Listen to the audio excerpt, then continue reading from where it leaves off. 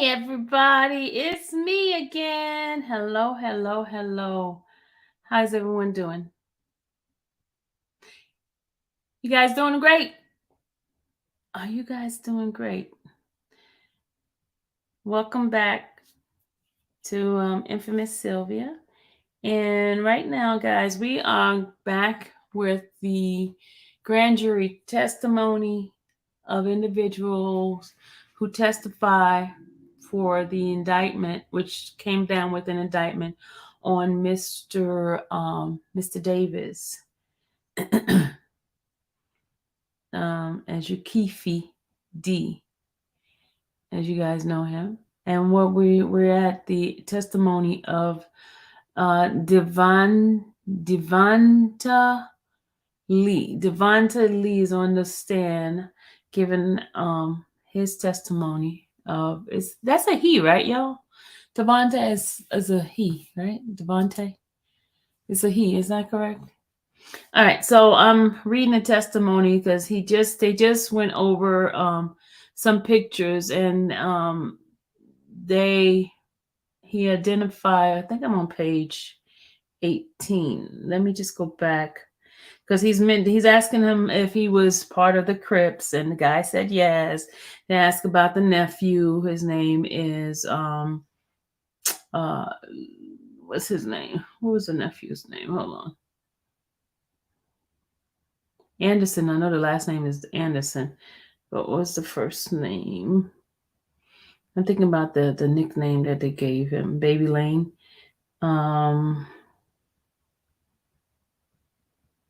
Okay, let me just go ahead. Orlando. I should have known Orlando, Florida, right? Yeah, just ask him about Orlando, and he asked him in regards to the position Orlando had, and then he talked about how because where Keefe D position was, it was easy for Orlando to move up because blah blah blah. They all came from the South Side Crypt and all that. So I'm gonna go ahead on. Hey, glad I caught you live. Hey, Shug and Pat, Mama. Hey, how are you? All right, let's go ahead on Sugar and Pat. I am getting ready to continue reading the transcript. So I am on page. I'll start from page 20. Right. This is right before he asked him about Orlando Anderson. Okay. So the Mr. Remember, I don't know these people name, but Mr. P is the one doing the questioning. All right, let's go.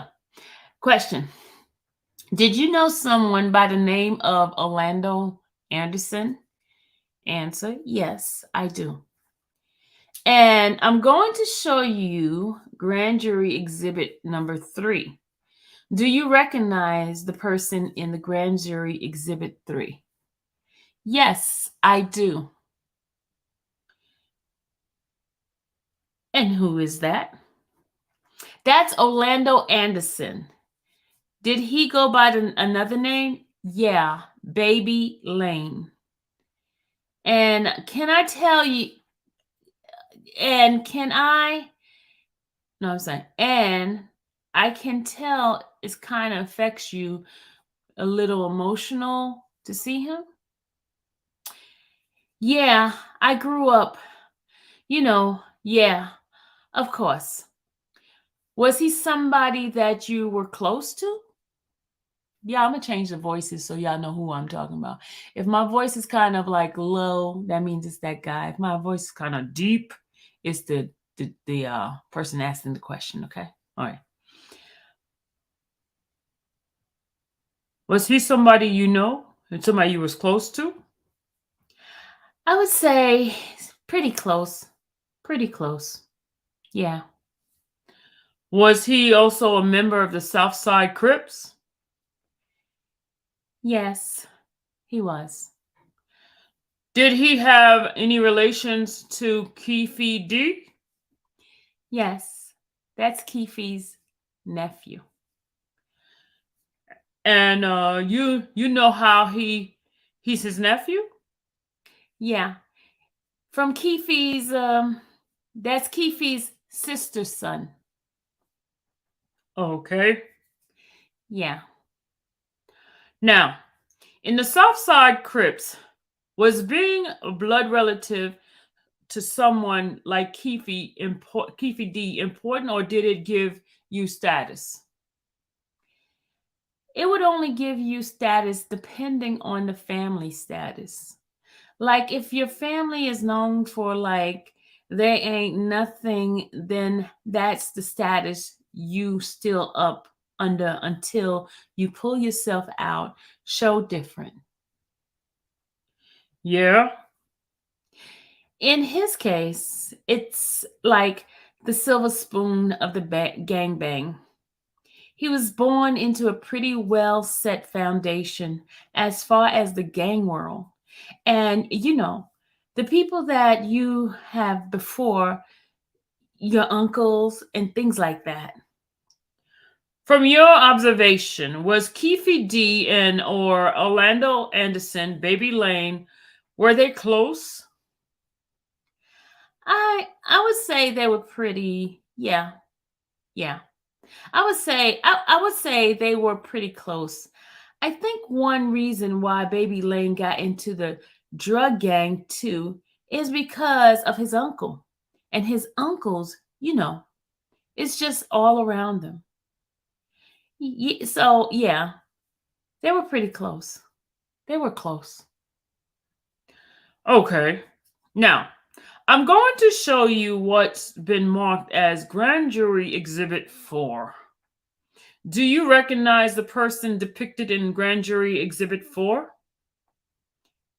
Yes, I do. Who is that? DeAndre Smith. Did he have a nickname? Did he have any nicknames? Yeah, Big Dre. Okay. Did he also go by Freaky Dre? Freaky J also, yes. How did you know Mr. Smith? How did you know Mr. Smith? Me and Mr. Smith used to go to basketball camp together. I don't know if people know, but he used to play basketball. He was pretty good too. Big guy. 6'6", you know, big guy. But yeah, that's how I end up meeting him. We lived in the same vicinity, Long Beach, so I would see him at the parks, at the school, you know. Then we had our own bond, you know. So we made a little posse. Whatever you want to call it, it was called Cash Mob. And that's when things started going the other way, you know. Meaning we linked up with the South Side because, I met Orlando through Big Dre. Okay. And it went from there, and I'm sorry. I'm losing character. Yeah, this is the soft one. And it went from there, and I used to live with him. When we got a little older, we had a couple of apartments together, things like that. So, is it fair to say you were pretty close with? Well, out of everybody, I was more close to him because we came in together. All right. Now, at one point, you said that you and Big Dre get linked up with the Southside Crips. Is that right? Correct. Can you explain to me how that worked? Well, you know, we used to go to all like local basketball games and football games because we still one foot out, one foot in. And plus, Dre's grandmother, I believe it was his grandmother, had a house over there. Over there, you mean in Compton? Yeah, Compton. You know. right off of outskirts of the neighborhood. And we went to elementary with Orlando, so that's how Orlando knew him. And so they just linked back up because seeing each other at the games, things like that. And then Lane did hear about a little posse or little group we put together, and it was starting to ring a little bell in Long Beach. And we figured out, he found out that Big Dre was the big man in the whole thing. And we started hanging. We started hanging with them after that. And you was there a way. Was there a way you had to get in good with the Southside Crip? Was there initiation or anything like that? Well, we got initiated. Oh, okay. How does that work? What's the initiation? You fight. Yeah, you fight. Well, you can well, there's a couple of ways you can do it. You know, him and that, y'all. I'm telling you, you can get jumped in, or you can get put in some work, meaning do some harm to someone, Okay. a rival gang or something. We choose the fighting.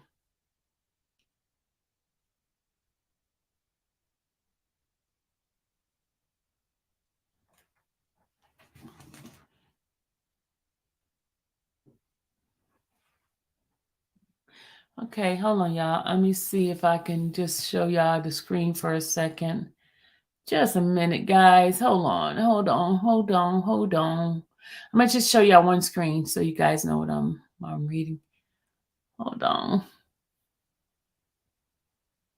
Hold on, y'all. Hold on. Hold on. Wait a minute. Hold on. I know some of you guys like to see the stuff that I'm reading because I see people coming into the chat. So I don't want to show you guys what I am reading. Hold on. Oh, shut the sheriff. But I didn't shoot the deputy. I shot the sheriff.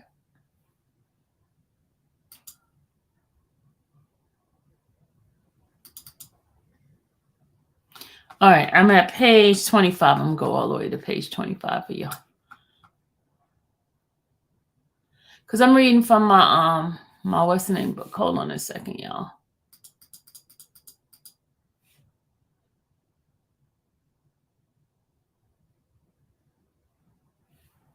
All right, here we go. Here we go.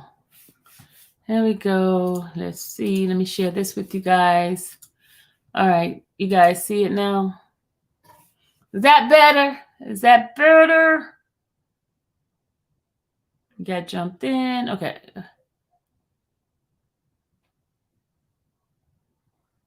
We're gonna stop right here. You got jumped in. Okay. See that one? Okay, that's what I was reading. Okay. Let me go back. Okay, guys, let's help you guys out a little bit because I know folks like to be seers. Okay, all right, here we go. Did you guys get jumped in separately or together? Well, we got jumped in, so they sized us up. So of course, Big Dre was a big guy, so he gave him somebody of his stature. They did this thing, boom. They did their thing, boom. Next, see, they didn't. It wasn't like the old way where, like, a jump of a guys just like wail on you because, for one, Orlando said it wasn't going to let that, he wasn't going to let that happen because they let Orlando know first before they even approached us about it. So Orlando said, I'll make it happen, but you all going to give them a heads up, a fade. That's heads up. You know what I mean? Hold on. I'm sorry, yeah. I'm on a different thing and it's hard for me to keep rolling up. So y'all know what I'm talking about, right? Okay. Okay, here we go. Where I'm at. Because they let Orlando know first before they even approached us about it. So Orlando said, I'll make it happen. I'll make it happen, but you all going to give them a heads up, a fade. That's a head up. You know what I mean? You're not going that to pack them out and bottle treatment and those type of things. And so it was the same day that you and Big Dre got jumped in? Yeah, we got jumped in on the same day. And Orlando was actually, like you had mentioned, Orlando kind of helped orchestrate and make sure it wasn't too bad? He made sure they didn't go overboard. Like I have seen other people get jumped in our gang and mean get done, you know. Oh, really? Yeah. So it was a big help. Let me say that was for sure. So, you all were close enough to Orlando that he was at least looking out for you guys. Yeah, for sure. For sure.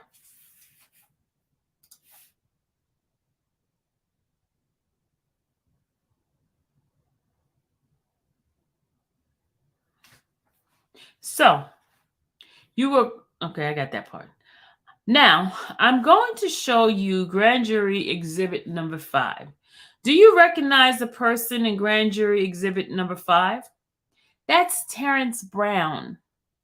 okay. Did Terrence Brown have a nickname? Yeah, T Brown or T Bubble. Okay. A couple of names. He switched up through the years. Yeah. Was he a member of Southside Crips also? Yes, he was. Now, it sounds like, correct me if I'm wrong, you, Orlando, and DeAndre are more or less the same age. Is that true? Yeah, we were in the same age bracket. Yes. He was in Keefe D's age bracket. And based on what, I'm sorry. And based on what you told me before, about 10, 12 years older than you. yeah, yeah. I think it was about, yeah, yeah.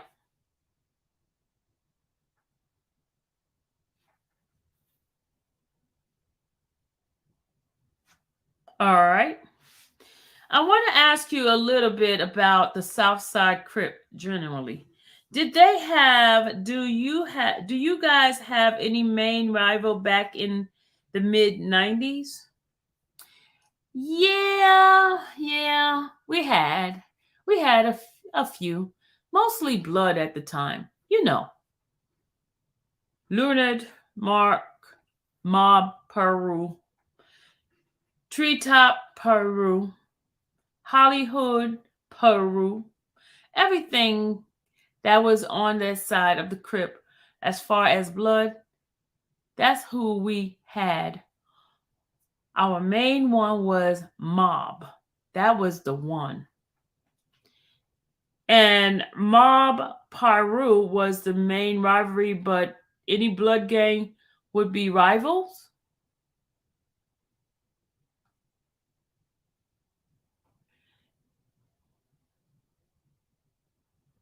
Yeah, right, right. Correct. On that side of Compton. Now, while in the mid 90s, were you familiar with someone the rapper by the name, name as Tupac? Yes. Okay. Now, did you make aware of him joining a record label? No, did you become aware of him joining a record label? Yes. When he joined Death Row Records. To your knowledge, as someone who was in the gang, to your knowledge, was Death Row Records associated with any gang out of Compton? Yeah. They were the mob. Yeah. The whole situation was the mob. Okay. And by that, you mean Mob Paru? Mob Paru. Yes, correct. And that was the blood gang you guys had real issues with at the time. Yes, correct. Now, are you familiar with who the head of the Death Row Record was? Yes, Marion. Marion Suge Knight. Marion Suge Knight? And you were aware of his affiliation as well? Was I aware of his affiliation? Yeah, yeah, yeah. Yeah, yeah. Everyone knew that he was where he was from. And were you being from meaning Ledoux Park Mabru? Paru? Now, is it fair to say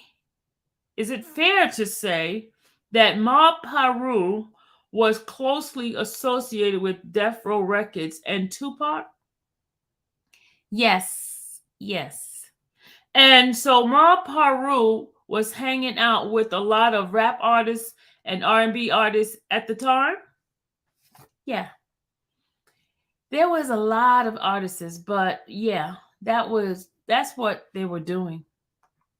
Now, during that time, the period where Southside Crip hanging out with other rappers, We didn't start hanging out. Well, we did hang.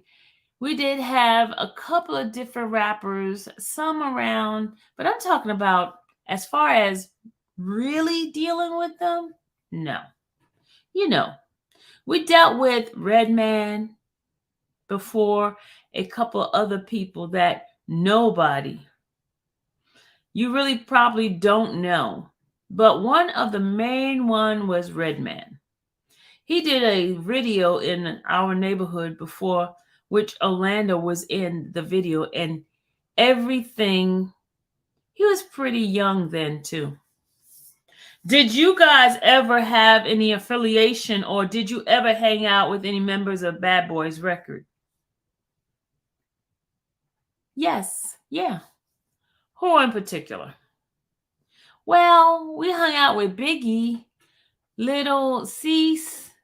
It was a group of it was a group called Total at the time that was part of Bad Boys.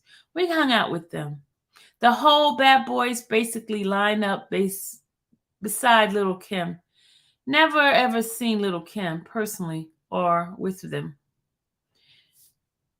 And so by Biggie, you're talking about Notorious B.I.G., Christopher Wallace? Correct. Were you aware who the head of Bad Boys Record at the time? Yeah, most definitely. Who was that? That was Puff. Sean Puff Combs. And then did you ever hang out at a party with Mr. Combs? I've been to hotel parties. And was it common or uncommon for the Southside Crips to provide protection to Bad Boys artists when they were out in California? Yeah, it became, yeah. It became on regular basis. And when they came out around, they did one out here. They did a show out here that was provided, protection. This dude with this, y'all. This dude is driving me crazy with this. All right, the question. And when you were talking about this type of protection, were you talking about the Southside Crip providing protection for Fat Bad Boys record? Right, right. They were scared of Suge, this guy. Oh, you said so they were scared of a particular threat, or that threat was? Yeah, that was the only threat they were worried about was Suge. Okay. And is it fair to say that some of those threats also came from Suge's gang affiliation, the mob Pyru people? Yeah, the gang affiliation, and not only that, but Tupac going to death row and telling them that, Biggie and them, Puff and Biggie and them had something to do with it when he got shot up the first, you know, the first time. They really believe that they did it. They probably did it. I don't know, but they're right there. That right there added fuel to the fire. So it was like anytime that any death row affiliates or anyone that dealt with death row, they see somebody from Bad Boys and it could go all bad. You know, this guy that you know. All right. And so, is it fair to say that this rival was fairly well known in the media? A lot of people talked about it in the music industry and just kind of well known in the streets as well. Well, yeah. It started the whole West Coast, East Coast thing, right off the top, like the bam. And you were talking about rap beef? The rap beef of it, yeah. And then when it be when oh, I'm sorry. And then when it came to gang issues, you already had Mob Paru and Southside Crips, which were national rivals outside the music industry. Outside rival music industry. And when you also had them now associated with various rap groups, Ma Paru being associated with Death Row Records and Southside Crips being associated with Bad Boys. With Bad Boys. With Bad Boys. Okay. All right. Okay. Did that or did not escalate? Oh yeah. It escalated for sure. It escalated. One thing about it is what a lot of people don't know is Keefe D, before Suge Knight got that record company, it was going to be called West Coast Bad Boys. We was going to get the money that Suge got from the same person Suge got it from. But Keefe didn't know nothing about the world so Keefe was hesitant to dabble into it. So he was taking his time, and that's when Suge came up and swept. Went up under him and got it because they knew each other. Suge and Keefe know each other. Yeah. So yeah. When they heard that Keefe wasn't taking advantage of the situation, he came right on in and took advantage of the situation. And you know this based partly on your conversation with Keefe D and conversation that were around Keefe D. Right, right, right. All right. Now, when it comes to providing security and managing the relationship, managing Southside Crips relationship with Bad Boys, who would be the person that was running this type of relationship? As far as okay, well, Keefe ran the relationship. Keefe D? Yeah, Keefe D ran the relationship with them, and then it trickled down to Orlando. Uh-huh. And we were a part of Orlando's circle, so that's where the security part came in. Or, that part of what's going on. He was like not worried. My nephew, ba ba ba boom.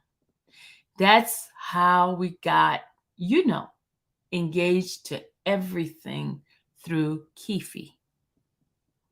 So, is it through Keefe to Orlando and you were part of Orlando's clique?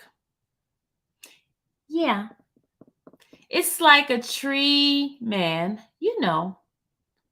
He's up there and then it goes down all the way down to the soldier.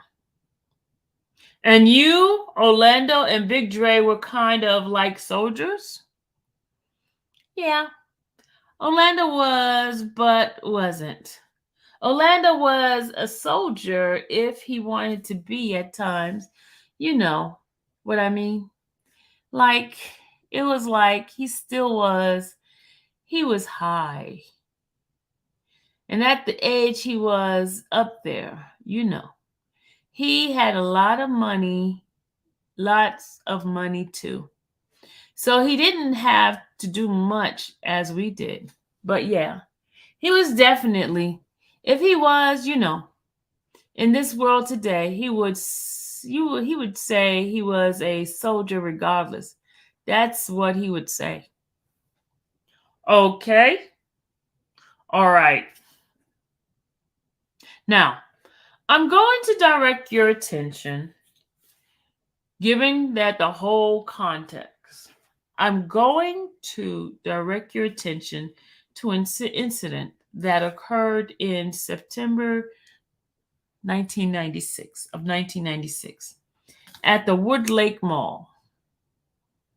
Are you familiar with that incident?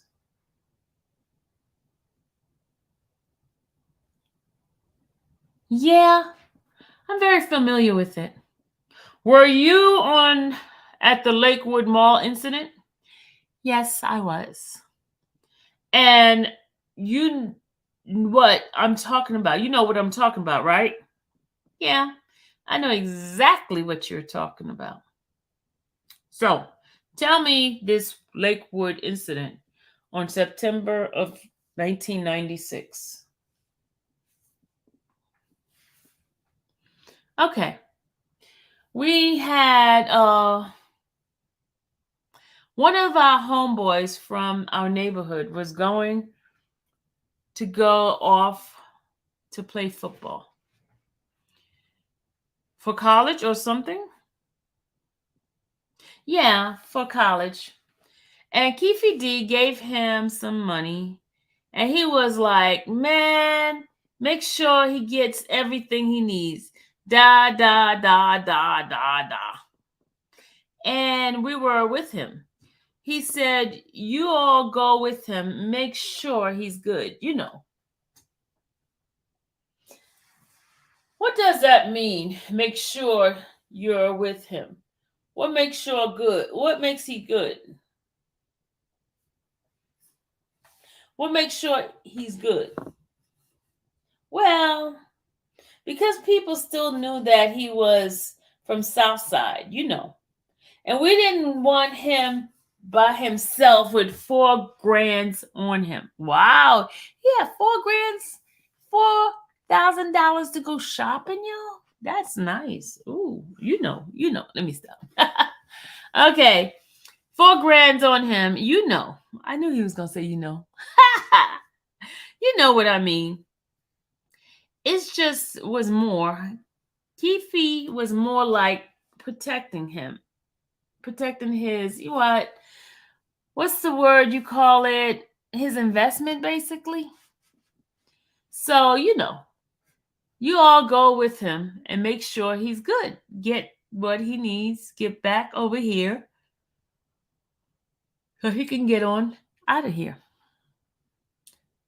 In your observation, would Keefe provide money to various athletes that were going to college to play sports in the neighborhood? Yeah, a couple of them. Yeah. None of them were usually unusual to you. None of that was unusual to you. No, it wasn't. It wasn't because he always felt that he was an agent or something anyway. You know. You know what I mean. Like yeah, I got these players, but yeah, no. That's not out of the ordinary for him. So, what happened when you were at Lakewood Mall? Okay. We were we were getting to the mall.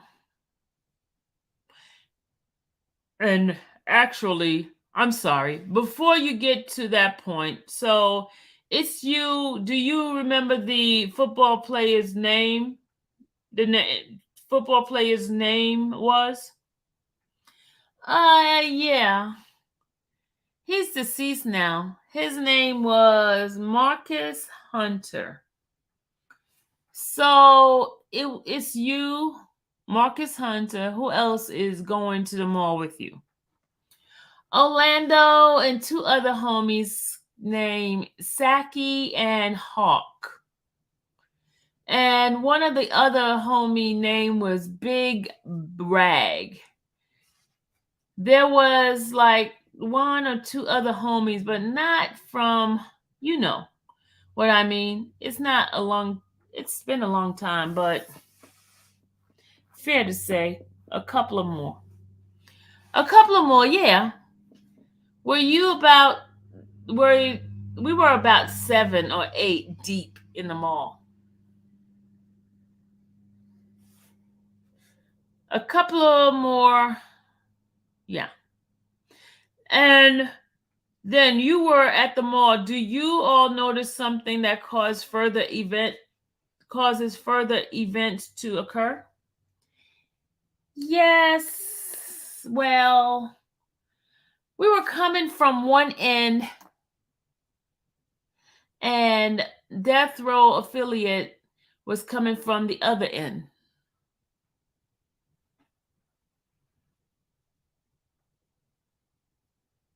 We could see them, malls wide open. We could see them. They had Death Row hats and Death Row shirts and chains and all the memorabilium. Memorabilium, yeah, I know, Well, he's saying y'all. He's saying it's not me, y'all. Don't think it's me that's saying it. That's him saying it. Memorabilia, that's where they were. That's what they were. Then see them.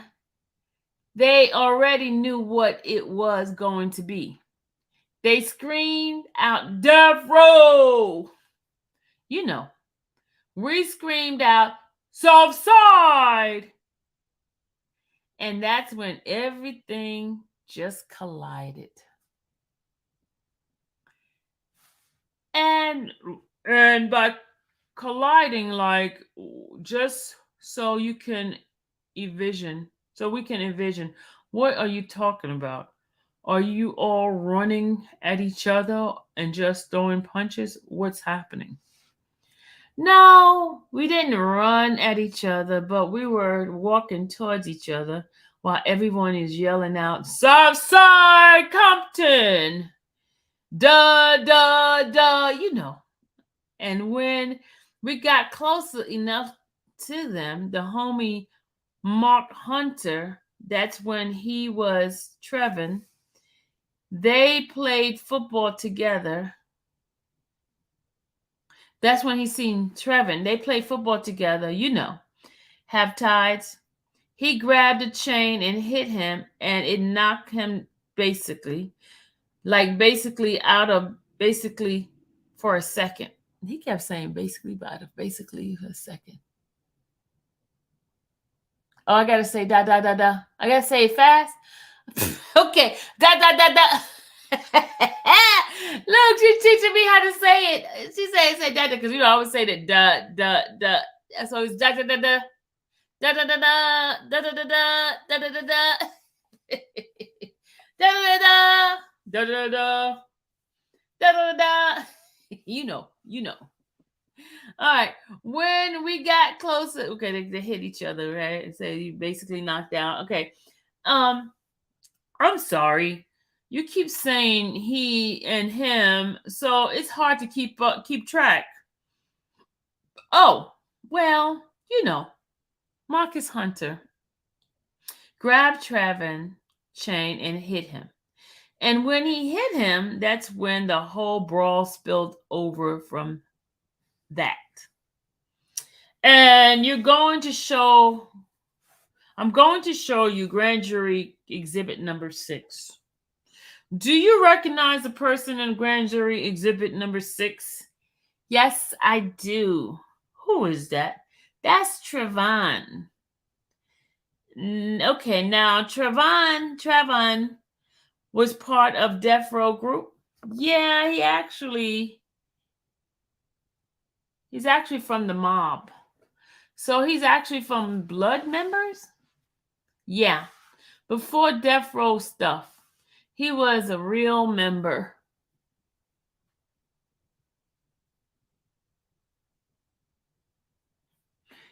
He was a real member.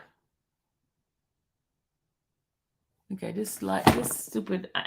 I'm telling you, every time I read from the iPad, I have problems. This iPad lighting is no good. How do I lighten this mess up? Because it'd be bothering my eyes. Okay, I'm gonna start reading from the computer, y'all, because this stupid thing's getting on my nerve. Let me go to 37. I'm not gonna be looking at y'all reading in the chat. I'm gonna go up here. Sorry. Because this iPad is hurting my eyes. And I don't like that. So I won't be able to see what you guys are writing in there. Let me see if I can go on the side here to pull this off to the side. Yeah, I think I pulled it off to the side. And I can see I can see clearly now the rain is gone. Doo-doo-doo. I can see all the obstacles in my way. Okay, hold on. My eyes is itching. Hold on, y'all. Oh, my eyes is itching.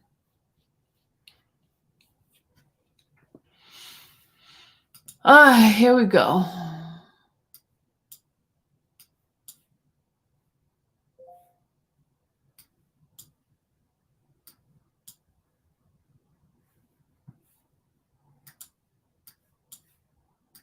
Hold on. I'm trying to move this computer. This thing won't let me move it, man. I can't read it. Okay, here we go. I couldn't read. Hold on, let's make this so smaller so I can read. Hold on, y'all. I gotta be able to read. Okay, here we go. Gotta move it over. I shot the sheriff, but I didn't shoot the deputy. Okay, here we go.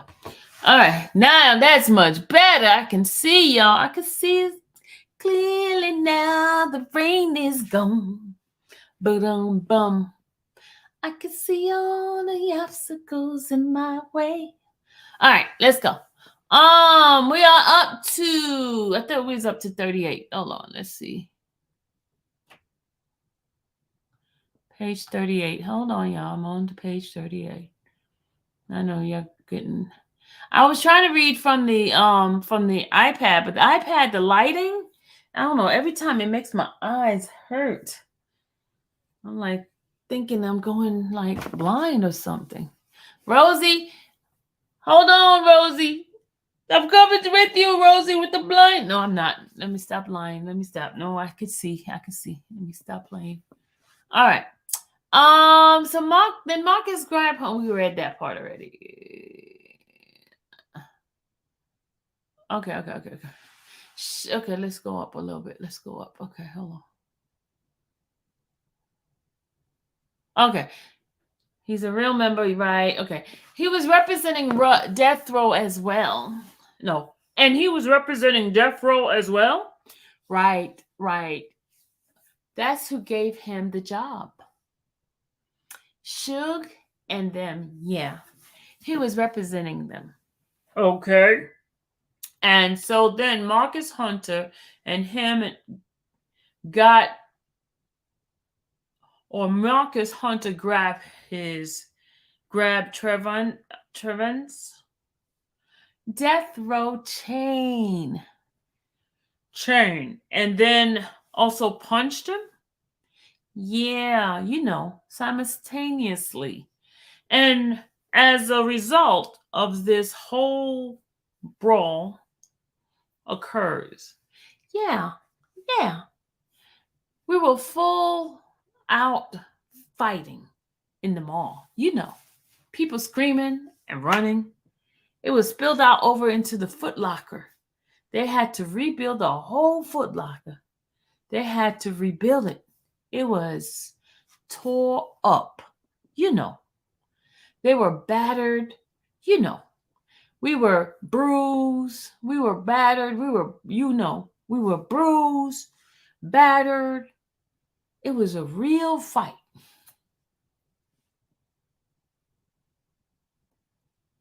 So, how does this situation end? It don't. So, at some point, you all leave the Foot Locker. So, how does it end? No, yeah, because the sheriff came and we basically outnumbered who came. Okay. So, So they just like they didn't arrest anybody. They was just get out of here. You know. Of course they were going to do their homework later, but they just wanted us to get out of there. You know. You know what I mean? So we did. We went our separate ways and got in the car. And of course, we were calling up, telling homies in the neighborhood to watch. We just got into it with these guys. They got this death row chain. They were coming. We got this death row chain. They were coming. so I want to talk a little bit about what that you all were leaving and you mentioned something about death row chain. Did you guys actually grab the death row chain? We actually grabbed the chain. I didn't know what everybody else think, but we actually had the chain. Now, you had the chain? At one point, Marcus had it. Marcus Hunter. Once we got to the neighborhood, we talked to Keefe. Well, I didn't know. I didn't talk to Keefe, but they talked to Keefe and they went and met up with Keefe. So you were part of the conversation? No, I wasn't part of that conversation. But honestly, I think if I remember right, it went through Orlando. Okay. Orlando went to Keefe. So, I don't want to talk about anything that happens there because you weren't at that situation. Were Keefe? Were Keefe? No, I don't know nothing. Yeah.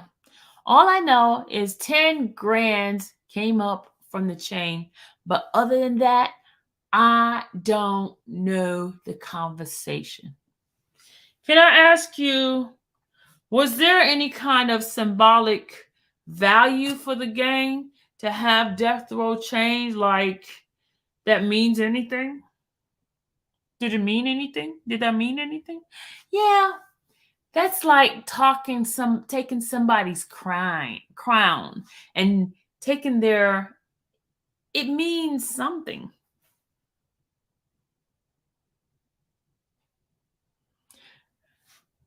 Yeah.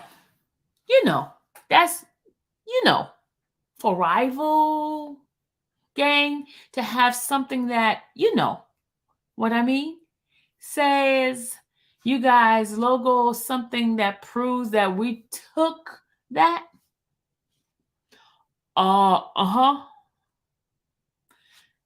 You know, so yeah, it helped a lot.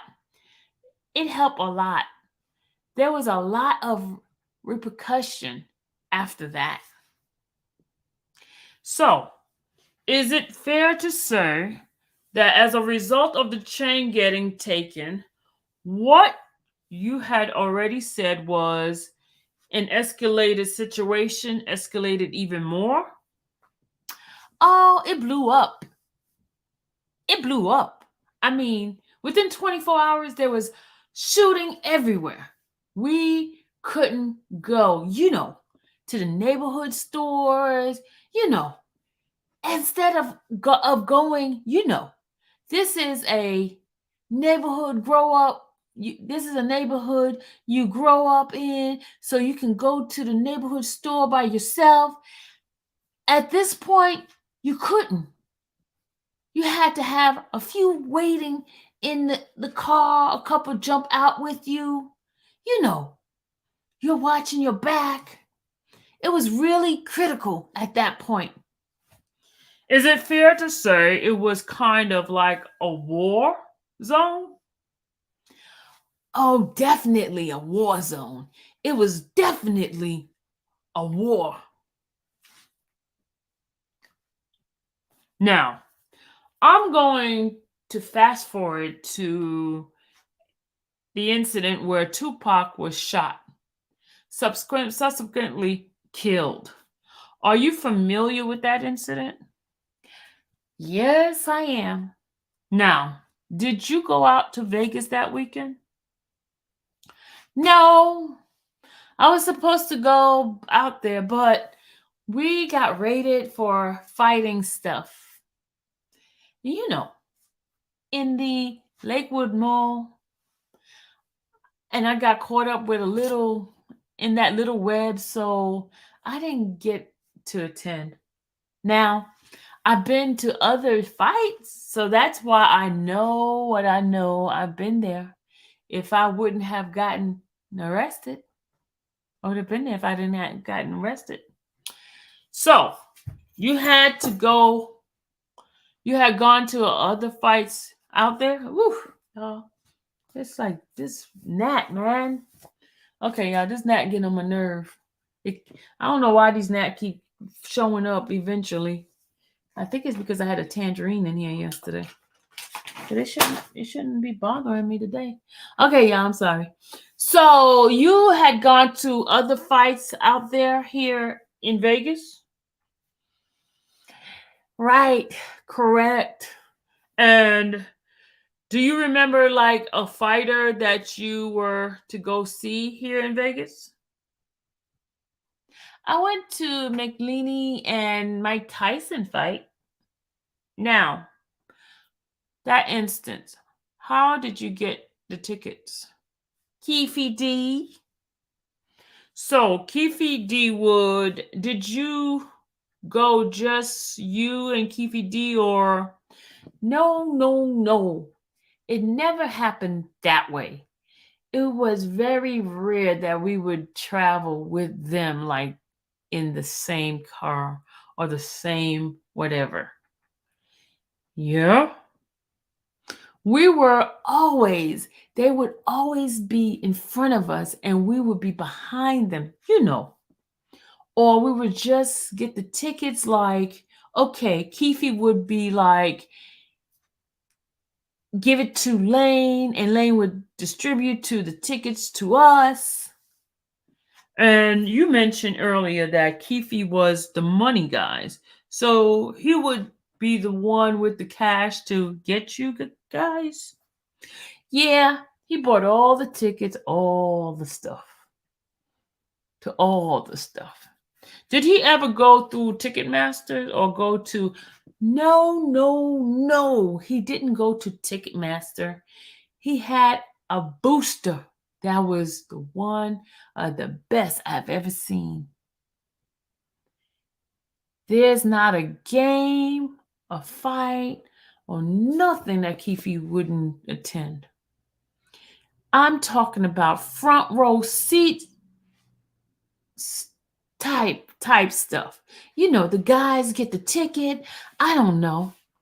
He was well known in the scalper industry. Okay. So yeah, the tickets were, sometimes he would use the tickets to get where he didn't even know, to an event that was going. This is going on. Da da da da da. Is that how you say it? Pretty brown eyes. Da da da. All of a sudden, we were going.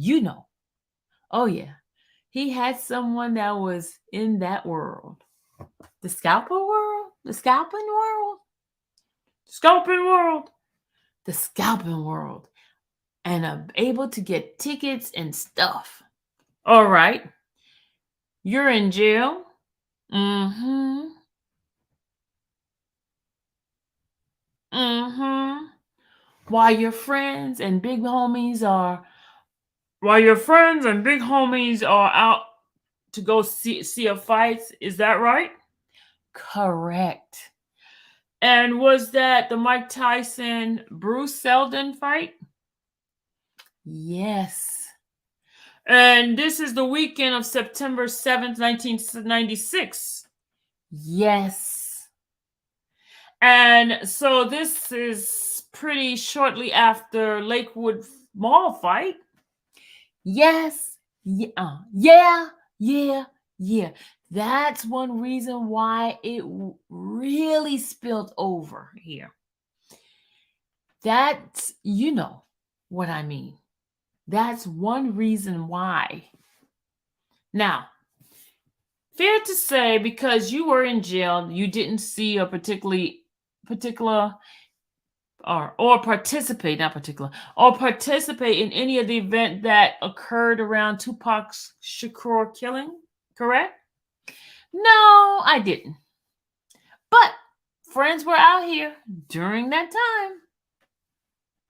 No, I'm sorry. I gotta do it again. That's not his voice. It's the other guy's voice. Hold on. But your friends were out here during that time. Correct. My circle. And your tight circle, including Orlando Anderson? Right. When you were in jail, did you hear about the fight that occurred after Tyson Seldon fight? Actually, yes, I did. I was at that time, I was, when I don't know if you're familiar as far as gangs and stuff, as far as how they go. But if you document as a Crip, Blood, or something, they take you to those modules. So I was in a Crip module where it's nothing but Crips. And I was wondering why gang came by my. Why gang came by my. I don't know what the hell that guy just said, y'all. I was wondering why gang came by mine. sale. They came, boom, right around. I'm like, what's going on, man? He was like, we just want to show you something. So they took me to a room similar to looking like this, with just computers and stuff around. And they set me down and they said, you're not going to like what you're about to see. Blast, blast. I didn't even know what they were going to show me. I didn't know if it was something going on with my family. Anything. I don't know what they were about to show me. So they showed me. And that's when I seen the fight. This is before it was even on the news. I seen it. Okay. You know. And the fight you were talking about is in altercation between Orlando Anderson and members of Death Row. Is that fair? Correct. No. I'm going to show you what's been marked as grand jury exhibit number 8. You said you've seen this many times before. Is that right? Yeah, correct. It's fair to say that some portion of this are even in the internet. Is that right? Yeah, certain things I see it's not on the internet. They played a video, y'all. I gotta take a moment. Y'all, they playing the video. They still playing the video. I gotta do this like y'all watching this, okay? Okay? Okay. I'm going to pause it here real quick. What are we looking at right here? What's going on here? Death Row guys jumping Orlando. Now, so Death Rows are jumping Orlando. You've been affiliated with the gang and you understand you're in the heat of this during this time. Is this something that might happen in retaliation for a chain getting stolen? Of course. Yeah. Yes. Is it something you might even expect to happen if a chain is stolen? Yeah. If not worse. I'm going to continue to play. The video is playing, y'all.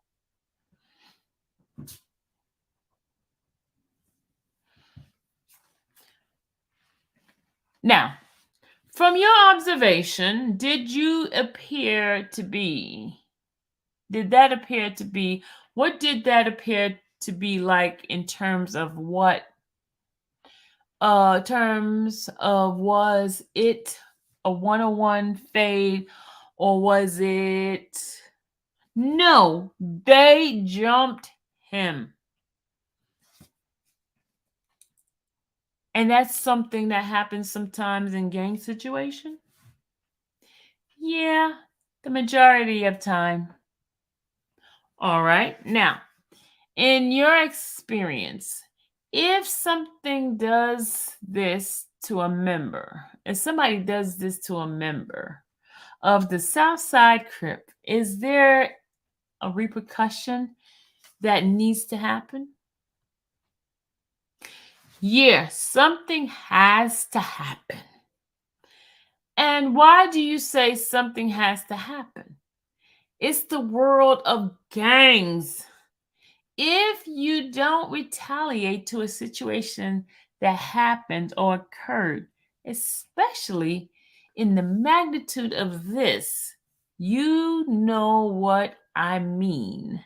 And to the person that you did it to, that's the whole key. It depends on who the person is.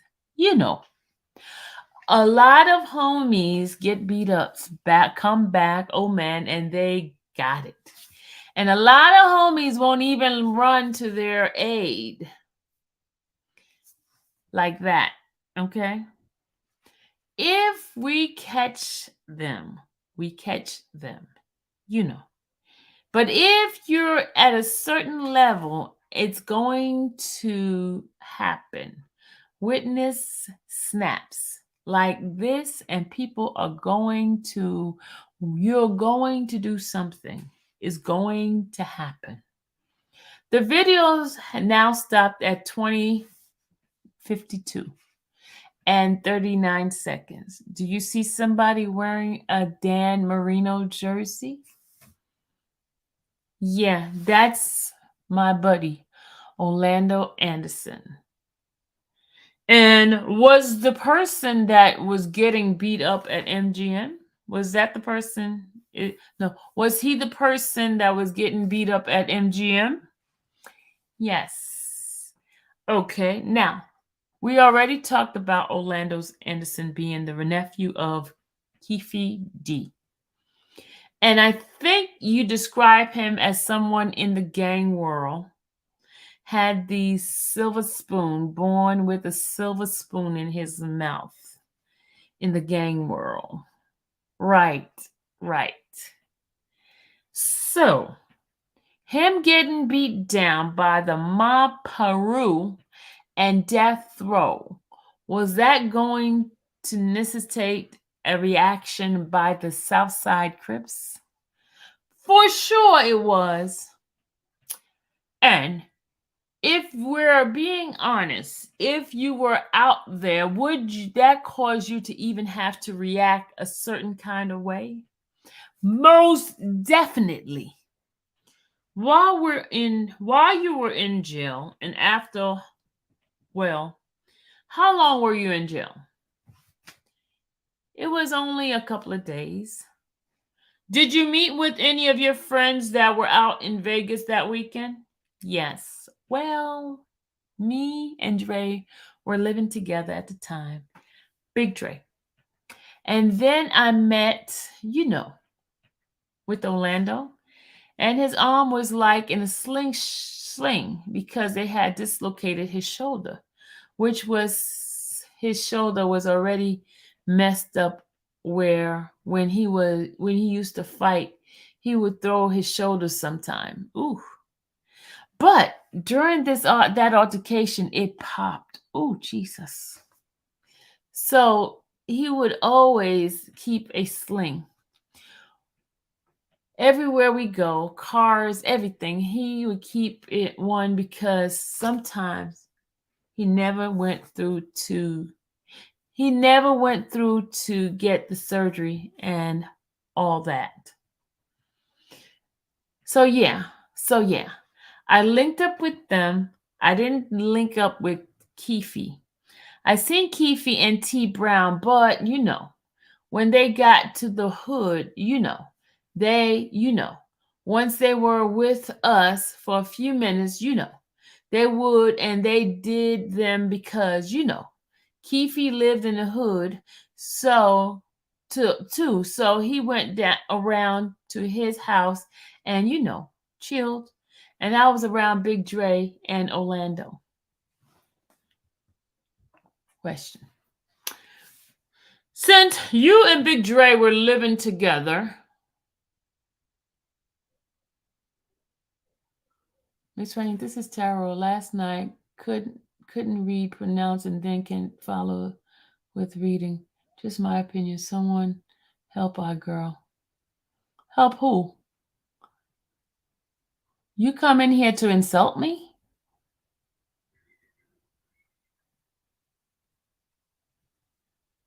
Obviously, you don't know how to role play. Did you hear this guy on the stand? Obviously, you didn't.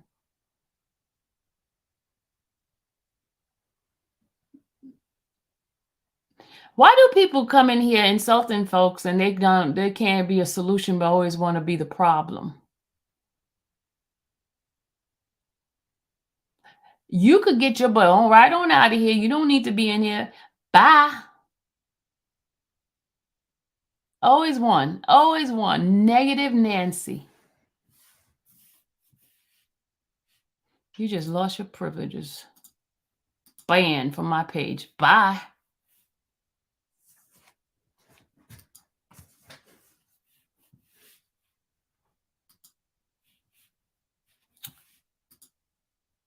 It's always one. Yeah, it's always one. Always got to be one to come in here. She's out for real. She won't never come back in here again. She just lost it. Period. Didn't your mama ever teach you if you don't have nothing nice to say, you don't say nothing at all? Obviously, she didn't teach you manners. Some people need somebody to help our girl. I ain't your girl, first of all. I don't know who the hell you are. Hey, Ashley. All right. Okay, y'all. You ready? Back to my role play. We almost done. I'm about to get off because that person, that idiot, just pissed me off. Whoever she is. Hold on, y'all.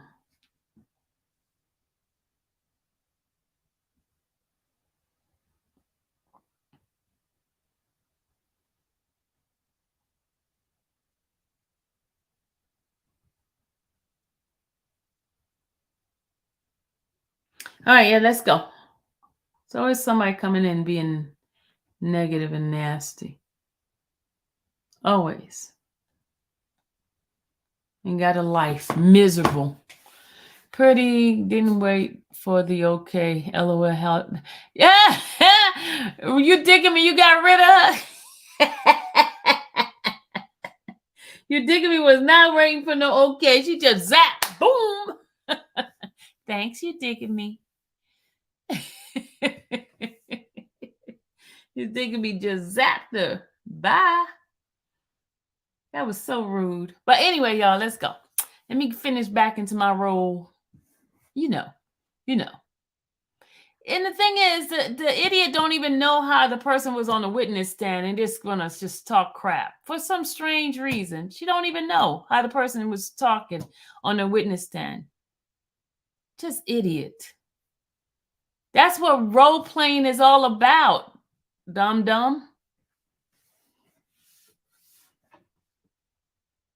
Tell my Lord, help your girl. You, Lord Jesus. Okay, let's go. Let me go back to okay. So since you and Big Dre living together, did you ever have a conversation about what went down this weekend? Was I there? Hold on there. I gotta go back up because I lost my spot, y'all. What was I at? I seen Keefe. Okay. Oh, okay. We gotta go back up. Okay. Gotta go back up to you know guy. Okay. Gotta get into character, y'all. Sorry. Woosah. Gotta get my back in my character. Okay.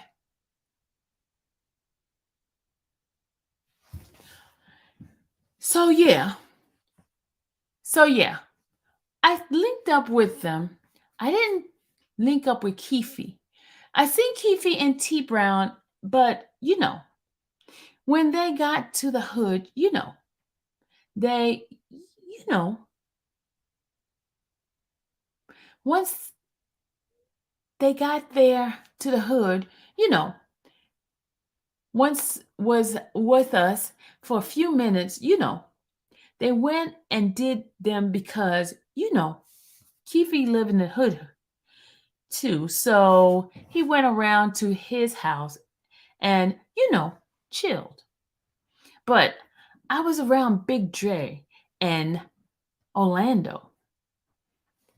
So, since you and Big Dre lived together, did you ever have a conversation with Big Dre about what went down this weekend? Yeah, he told me what happened. Uh-oh. Y'all ready? And when did he tell you what happened? Like, did it happen right after, right when he came back? No, we were around one another, anyone. We weren't around anyone. It was just us at home. When we left the neighborhood, we went home. We lived in Hawthorne at the time. And we went there, just sitting around, like we were just like talking, just talking. I'm like, man, that's messed up. How they did that, did Lane. He was like, yeah, man, this happened and, you know, we seen them, you know. Him and that, y'all. We were going to 662 Club, to the 662 Club. And so, wait, I'm going to break this down a little bit. Was it weird for Orlando Anderson to be by himself because the fact that you were all kind of this situation? It was. It was because we move in groups. You know. You know what I mean. That was very, especially with him not having Big Dre with him. Now we all don't go walk to the restroom with him. It would have been Big Dre, and Big Dre honestly asked him, like when he said he was going to the restroom, and Dre's like, I'm gonna go too, you know. And Lane told him, nah, man, I'm gonna go. I got it. You stay right here. You know what I mean. I don't know what Lane was thinking. He knew that death row people were there. That's for sure. He knew that. Everyone knew that death row people was there? Everybody knew that death row were there. They even knew death row knew we were there before we even got there. Not we. I'm saying we as the neighborhood. Yeah. Big Dre tell you about what happened at the fight? Did he? No, I'm mad now. Did he see the fight? Did he see the aftermath of the fight in terms of Orlando getting beat up? No, he didn't see it. Or he would have been right there with him. But they linked up after Orlando got together and walked off and went up with his uncle. Uncle Keefe D? Yes. At some point, was there a decision made? Did Big Dre tell you that what the plan was after leaving the MGM? Yeah. Well, they didn't have nothing like set in stone, but they wanted to do, but the whole idea was to catch them. Hey, Jimmy. Jimmy said, Keefe D, the king of self-snitching. Oh, this is not Keefe D. This is Durante, whatever. Durante. Okay. Okay, let's go. Catch who? And catch who? Tupac and Suge. Now, did you find out how they got firearms, or did they bring firearms with them? How did they have firearms? Zip. One of these players that's out of New York, out of Harlem. That's actually how we met Puff. That's how we got connected with Puff, through his gang lord. Drug lord, I'm saying gang lord. Drug lord. Even bigger. He was bigger than Keefe. Way bigger than Keefe D. but out of Harlem. And he had a compartment built in his Benz that he told Keefe, you know, I got a pistol if you all you need. You know, da da da. Did I say it right? Pretty brown eyes, da da da. But not only that, though, we had at the time, we had homeboys that live here. So they were trying to coordinate linking up with the homies too. You know what I mean? That's live.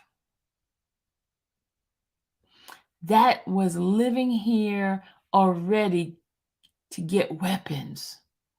They were going to meet at the club, at the 662 club, like, you know, meet up. Okay. Just they got the guns from Zip. Zip gave the gun to Keefe. And that's what Dre told you, that Zip got the gun? Yes, that Zip, yeah. So I want to show you grand jury exhibit number 7. And you said that Zip, yes. So you heard from Dre that Keefe gets the gun from Zip. Had you ever seen this secret compartment before? I knew he had it. He used to have them in his van. You know, he used to have those kind of vans where, you know, like a family van, the big ones, but the safari vans, like.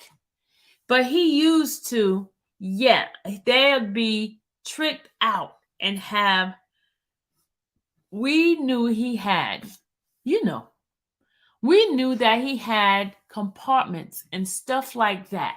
But I didn't actually see, you know, the compartment and things like that.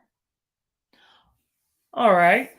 So, Dre tells you the plan is to link up with everybody to go to 662. Why 662?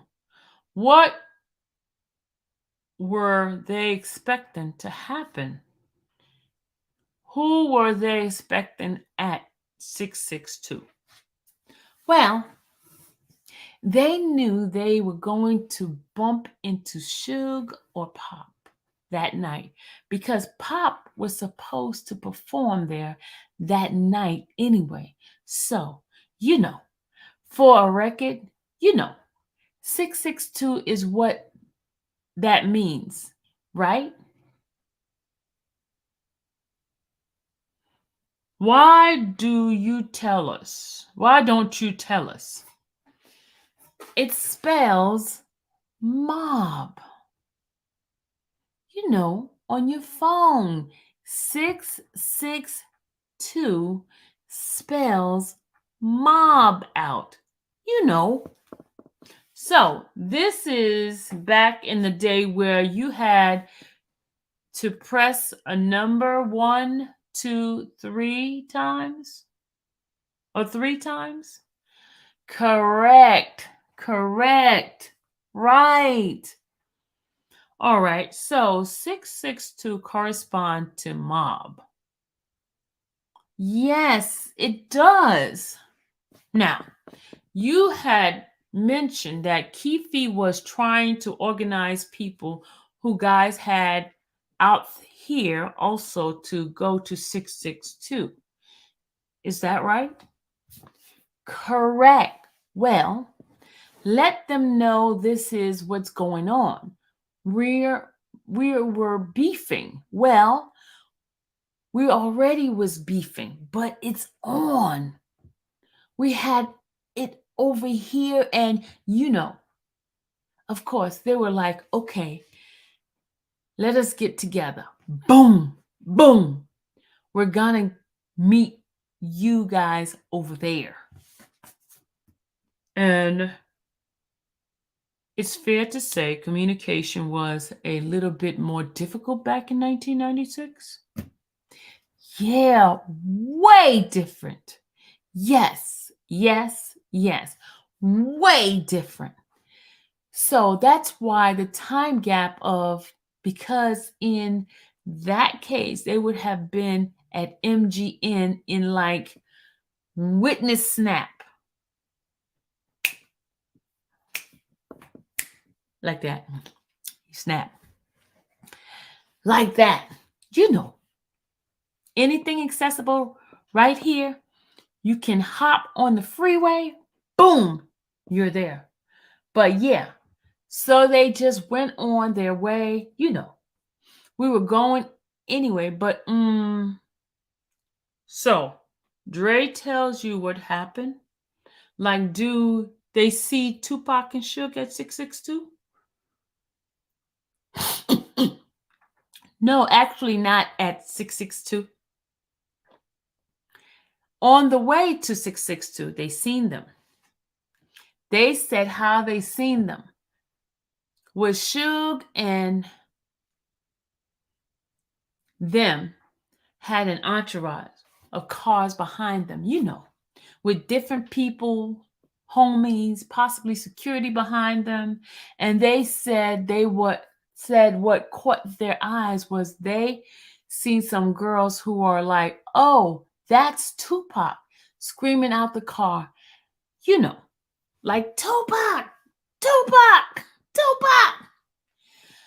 So that alerted, because they didn't know which car nobody was in at the time. So that signaled them to like Tupac and them in the 745 or 750, whatever it was. So T Brown merged a certain way because behind you there were an entourage. So the homies were in an entourage, and they kind of just zoomed up right in the side of where Tupac and them was at. So, So, I'm going to stop you right there. You said T Brown, Dre, told you T Brown was driving. yeah, T Brown was driving. Keefe was in the passenger side. Orlando was in the passenger rear, right side, and DeAndre was in the left side. Okay.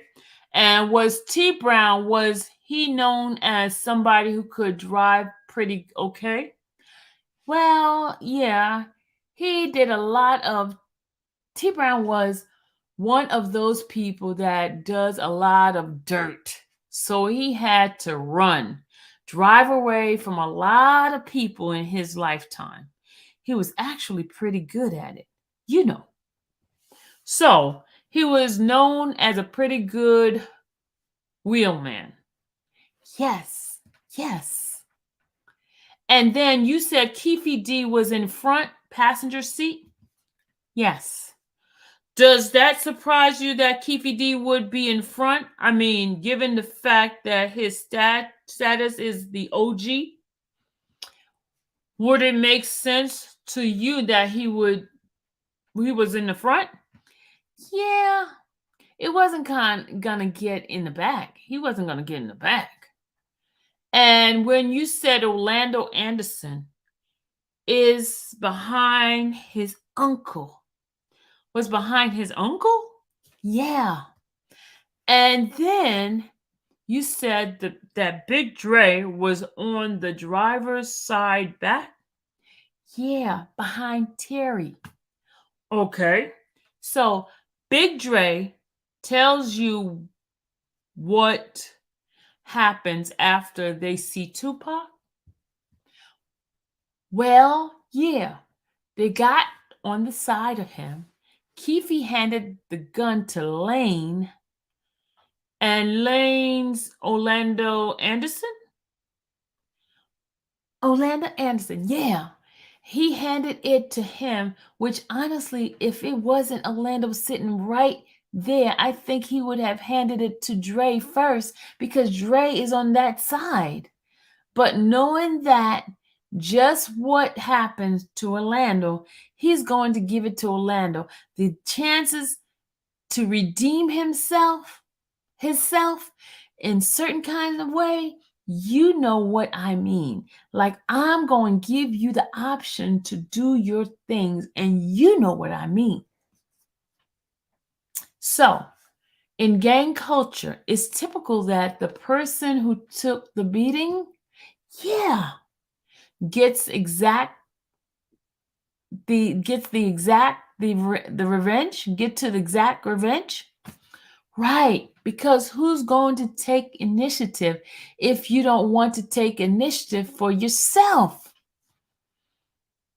Would it be fair to say that would be expected that it would be expected for Orlando Anderson? Oh, for sure, Orlando. He wasn't coming back to Compton without nothing being done. That would put smut all over. With everything that he's feeling, he gained by being in the gang world and what level he was on by him going back and after getting stomped out like that. Now everyone knows, feels that you're what you are no more. You know what I mean? And so, have the gun being passed from Keefe D to Orlando Anderson? Uh huh. That's what Dre told you? Yeah, that's exactly what he told me. But is it fair to say that Dre told you that Tupac's vehicle, the BMW, was actually on driver's side? Is that right? Correct. And so, does Dre tell you what happened after Keefe D passes the firearm to Orlando Anderson? All right. When he passed the firearm to Orlando, Orlando didn't have a clear shot. Big Dre is 6'6". At this time, he's 370, 400. He's big. And you're not going to be able to lean over a big guy like that and get, I mean, my time of knowing things, doing, you know, you're not going to reach over that like that because shells would have been popping all in Big Dre's face, all kinds of stuff. He can't bend down or anything. He's too big. So Dre said that he's on my side basically. So, and I'll do it, basically. But it was, you know, you only have to a split second. So the way I'm saying it might seem a little slow, but this is how he did it. Lane couldn't get a clear shot. Boom. Dre said, "Hey, give me the pistol." Got the pistol. Boom. Did his thing. Did the shooting. Now, you hear a lot of speculation about the big arms. We're not going to go into any of those things. Yeah. Just what other people are saying. I just want to hear what Dre told you. That's exactly what Dre told me. That he did the shooting. You guys hear that, y'all? Big Dre told him that he did the shooting. Him meaning DeAndre, whatever the guy's name is. Big Dre told him that he did the shooting. So Orlando did not do the shooting. Because they were saying that Big Dre was too big from where Orlando was. He had to do the shooting. Big Dre took the gun and shot took the pistol and shot at Tupac. And based on his size, he was positioned. He was where he was saying he was positioned in the car. He was better in a better position at the period. Okay. Now, one thing I didn't ask you is did they ever tell you what car they were in? What kind of car? Uh-oh. Here we go. Yeah. It was a white Cadillac that was rented from, I believe it was Terry's, his mother or his brother. I know his brother used to rent a lot of cars for him. I don't know which one. It was a brown. I don't know which one you know.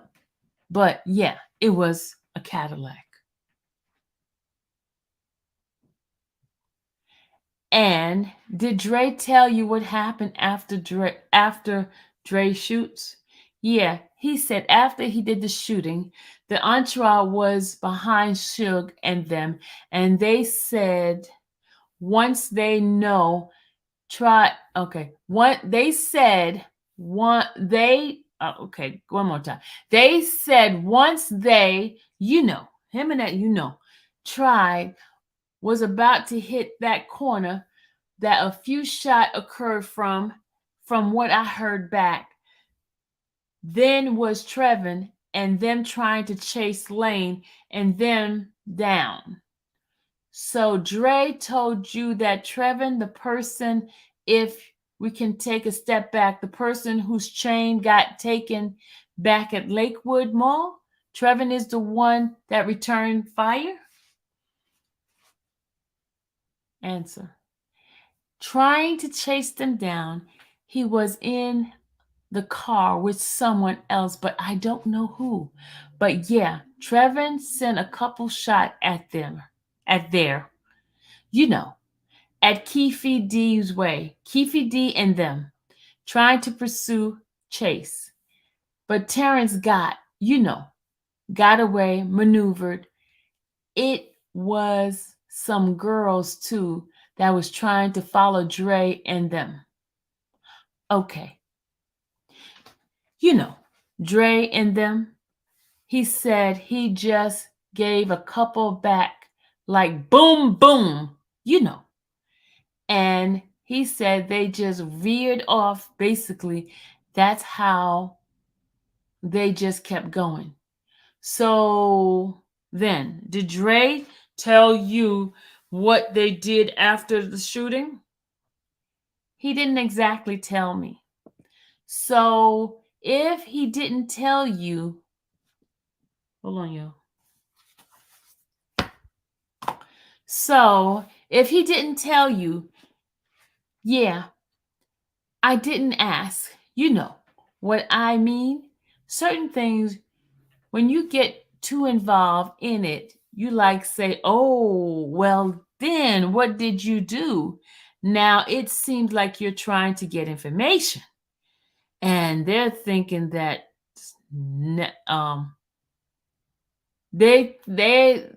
they'll think that regardless, you could be their best bud and they'll be like, man, why are you asking me?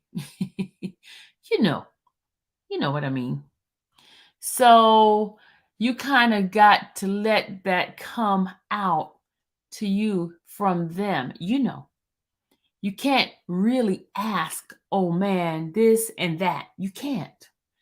That's carnal sin. That's a carnal sin. Let me ask you this. Was this just part of was this just him relaying it to you? Were you trying to get information? No, I wasn't trying to get information. It was just standard conversation. We live together. We talk about stuff. It was that type of setting. So when you came back to LA, did you ever see the car again? Did you ever see that white Cadillac? Yeah, I seen it before. Yeah. They had it a couple of days before they left. So you saw it before they left? Yeah. And then did you see it after that? I didn't see it when it came back. No, I didn't. Who was driving it and who had the white Cadillac when you saw it before they left? Terry. Yeah, Terry. He had it. You know, he had it. Okay. So obviously this whole thing. Ultimately, you learn that Tupac dies, right? Correct. And this is a huge worldwide story, right? Yes. And amongst not just the world, but amongst the neighborhood. Is it fair to say people were talking about what happened in Vegas? Oh yeah. And did Dre ever publicly go around the neighborhood saying, "Yo, I shot Tupac"? No, he didn't. One reason he didn't is, for one, you don't want the heat. I killed a rapper. Tupac, especially at that point. And not only that, he didn't want to take the credit for Orlando. Okay. So he said he didn't want to take the credit for Orlando. While you were in the hood, were people in the hood, in the neighborhood, were people assuming that Orlando Anderson was a shooter? Yeah,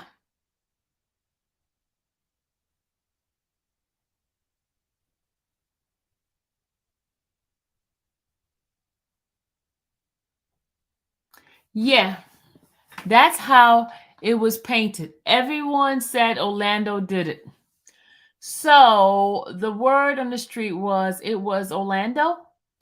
It was Orlando. Word on the street. And so Dre told you he didn't want to take the credit for it. Yes, he said there wasn't no reason. You know, it happened to him, it happened to Orlando. And by him knowing the street aspect of everything, he's like, no, that's his best bud. He like to go ahead, man. I'll let you get, you know, hit this glory at that time, you know. So yeah, he just kind of fell back and left it alone, just kind of. Now, did it affect any of the gang culture, particularly in the mid '90s? Like, was it important that Orlando Anderson is the person that gets the retaliation for the beating that he took at MGM? Yeah, because back then it was called "You Got to Get Your Man." Okay, so that's like whenever somebody they did it, you did something to you, your whole thing, you have to go get your man because you won't be respected if you do anything else beside get your man.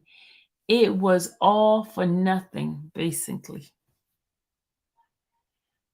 So I mean, would people look at Orlando in a slightly lower level, even if he was his homie Dre, even if it was his homie Dre that did the shooting?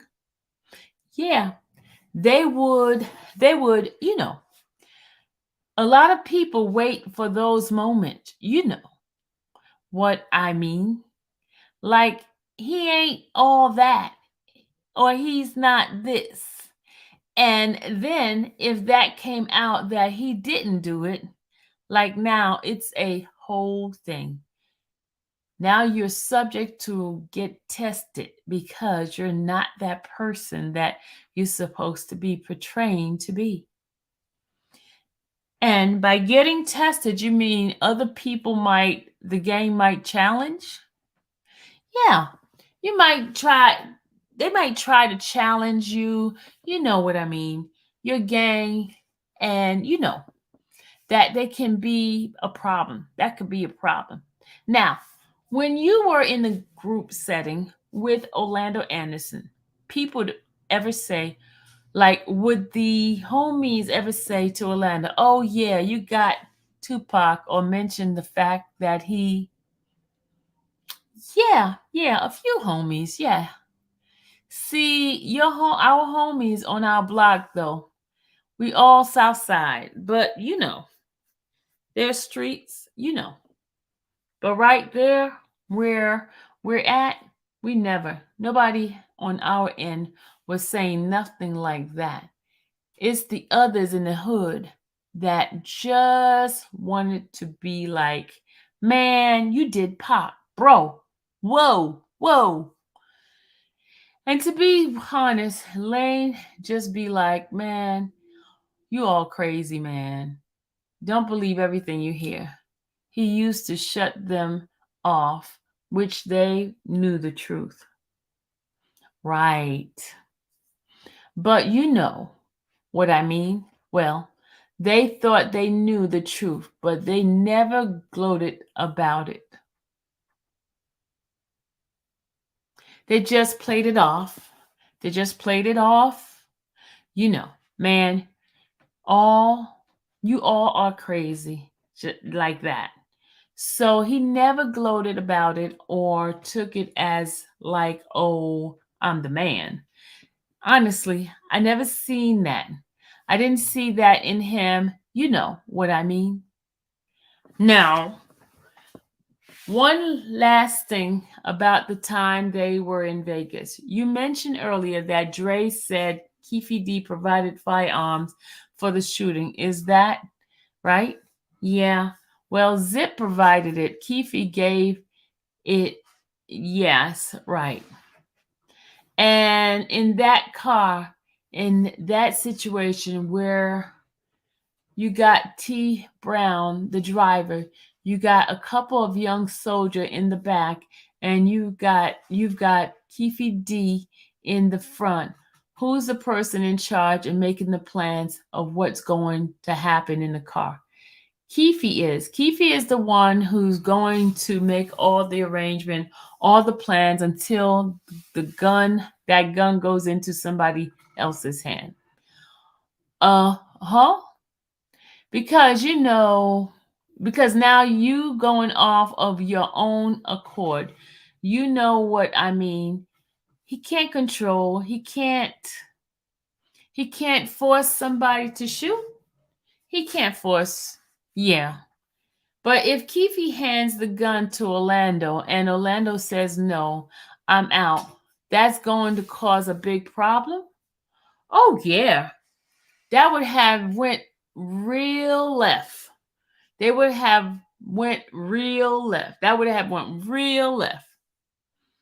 And if Keefe handed the gun to Dre, it would have went very terrible because that's not blood to Keefe. Keefe would have came back as much as talks. He would have came back. Oh yeah, he and this and that, da da da. Yeah, that he would have really poured it on Big Dre. He would have poured it on him. So if we wanted to stay in good with the gang, good with the neighborhood, they had to do what Keefe was saying. When he handed it over, Keefe's orchestration, when he handed the gun back. Right, right. At least attempt. At least attempt. It doesn't mean. At least if tragedy wouldn't happen. I'm sorry, if tragedy wouldn't have happened, as long as they would have known that you got get back. That was enough. That they feel that you put forth the effort to take care of the situation. Mr. P says, all right. The state has no further question for this witness. Do any members of the grand jury have a question for Mr. Lee? Yes, ma'am. The juror asked, did you go by a different name besides Devante? Devante? Yes, my gang banging name was Dirt Rock. D-R, no, D-I-R-T, like dirt and rock. Rock? Yeah, juror says. So the intended target wasn't necessarily Tupac, or was it just a person from death row? No, no, just a person from death row. Because that case they would have went where they could have went where anywhere and got anyone by from death row. It was specific. If you didn't get Suge or Tupac, it was basically for nothing. You know what I mean? It wouldn't have brought no justice to our team at that time. So they feel that they got something good, which was Orlando Anderson, even though he didn't get it. You know, kill that day. But they feel so we have to match the energy, meaning we have to get somebody on your statue or higher. And Suge or Tupac are the main ones. Plus, Orlando had a problem with Tupac running up on him because he actually felt Tupac couldn't beat him up or nothing. He really wanted to fight Tupac literally. And so, yeah, that was the goal, to get Suge or Tupac. Anybody from Death Row, it wouldn't have done no good. And the Mr. Paul say, yes, ma'am. Juror says, was Suge or Tupac involved in the MGM thing, or was it just some? Or was that just some? No. Death Row Soldier? Not to cut you off, I'm sorry. That's okay. Yes, they were involved. They were there? Yeah, they were there. Suge tried to act like he didn't kick Orlando. He tried to act like he wasn't participating in it. Even Orlando said, DeAngelo said, let me stop you. We will have another witness who will describe who each of these people are. And Mr. D says, but let me just ask you, in watching the video that you've watched, have you seen Tupac and Suge actually involved? They play the video and see Suge over there, the big guy in the back. He was the one that got a few kicks. There's Pop right here, right there. So let me ask you this way.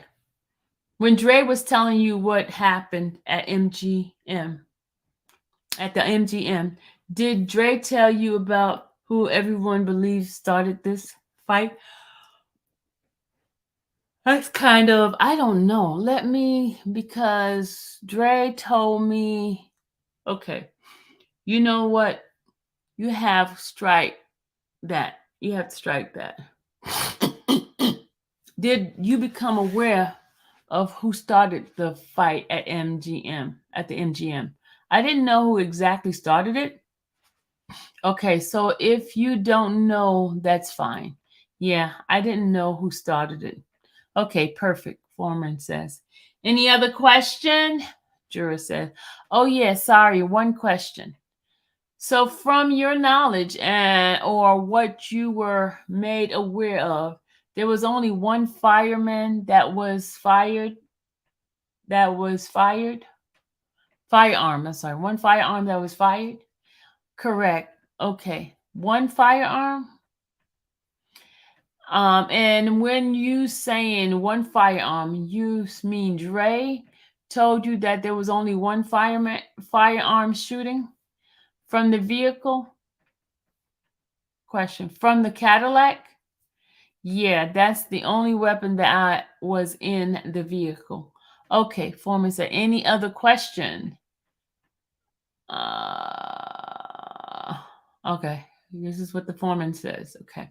By law, these proceedings are secret, and you are prohibited to disclosing to anyone anything that transpired before us, including evidence presented to the grand jury, any event occurring or statement made in the presence of the grand jury, information obtained by the grand jury, failure to comply with this admonition is a gross misdemeanor punishable up to 364 days in the Clark County Detention Center and a $2,000 fine. In addition, you may be held in contempt of court punishable by an additional $500 fine and 25 days in the Clark County Detention Center. You understand this admonition.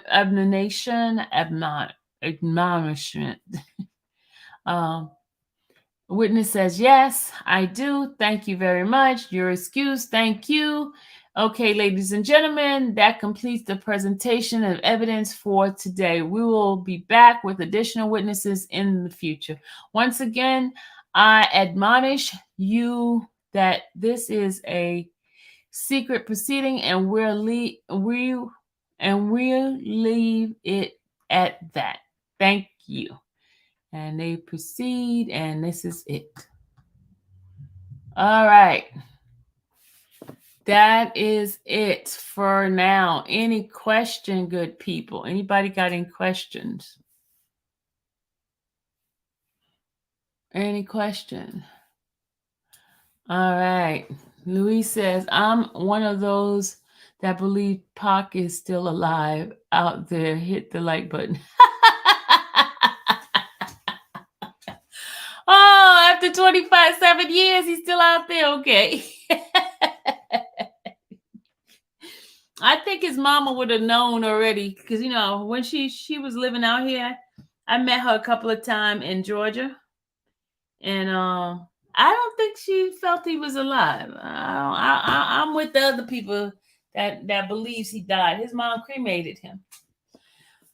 So, and the way she was at the center, because they had a center on Memorial Drive that they opened up for him back in the early 90s. I mean, not early 90s, like late 90s.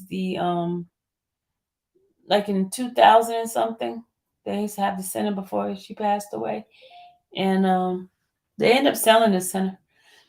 And she used to be out there like around his birthday time and the time when he died, the day he died. They used to be out there having celebration and stuff like that, celebrating his life.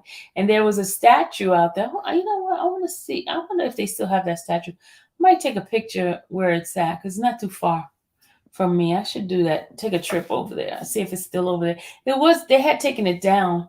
But I don't know. I don't know to take the statue down, but I know the place because they made it into like an office for us to go like do meetings and stuff. And one of the groups that was in for the Better Business Bureau, they was having meetings out there. In fact, I took a class out there. So I don't know if they still have it there. I know they sold it to somebody. There's the statue of him. I wonder if they took it down.